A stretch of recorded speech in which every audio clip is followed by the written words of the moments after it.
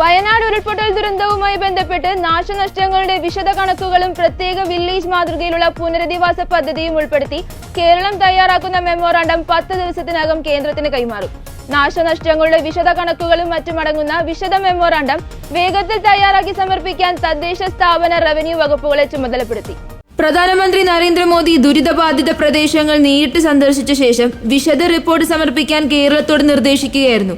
ഇതിന്റെ അടിസ്ഥാനത്തിലാണ് നാശനഷ്ടങ്ങളുടെ വിശദ കണക്കുകളും പുനരധിവാസ പാക്കേജിലെ വിവരങ്ങളും ഉൾപ്പെടുത്തി മെമ്മോറാണ്ടം തയ്യാറാക്കാനുള്ള നടപടി വേഗത്തിലാക്കിയത്. വയനാട് ജില്ലാ കളക്ടറുടെ നേതൃത്വത്തിൽ റവന്യൂ തദ്ദേശ സ്ഥാപന വകുപ്പ് ഉദ്യോഗസ്ഥർ തയ്യാറാക്കുന്ന റിപ്പോർട്ടുകൾ സംസ്ഥാന തലത്തിൽ വിവിധ സെക്രട്ടറിമാരുടെ നേതൃത്വത്തിൽ ചീഫ് സെക്രട്ടറി ക്രോഡീകരിക്കും. തുടർന്ന് മന്ത്രിസഭയുടെ കൂടി അനുമതിയോടെ കേന്ദ്രത്തിന് കൈമാറും. ദേശീയ ദുരന്തമായോ അതിതീവ്ര ദുരന്തമായോ പ്രഖ്യാപിക്കണമെന്ന ആവശ്യം ഉന്നയിക്കും. പ്രധാനമന്ത്രി നരേന്ദ്രമോദിയുടെ സന്ദർശനത്തിന് മുൻപ് കേന്ദ്ര സംഘം കൂടി വയനാട്ടിലെത്തി വിലയിരുത്തിയ സാഹചര്യത്തിൽ പുനരധിവാസ പാക്കേജ് അനുവദിക്കാൻ കൂടുതൽ ചുവപ്പ് നാടയുടെ കുരുക്കുണ്ടാകില്ലെന്നാണ് സംസ്ഥാനത്തിന്റെ വിലയിരുത്തൽ. ഇല്ലെങ്കിൽ സംസ്ഥാനം നൽകുന്ന മെമ്മോറാണ്ടത്തിന്റെ അടിസ്ഥാനത്തിൽ കേന്ദ്ര സംഘം ദുരിതബാധിത മേഖലകൾ സന്ദർശിച്ചാകും നഷ്ടപരിഹാരം അനുവദിക്കുക.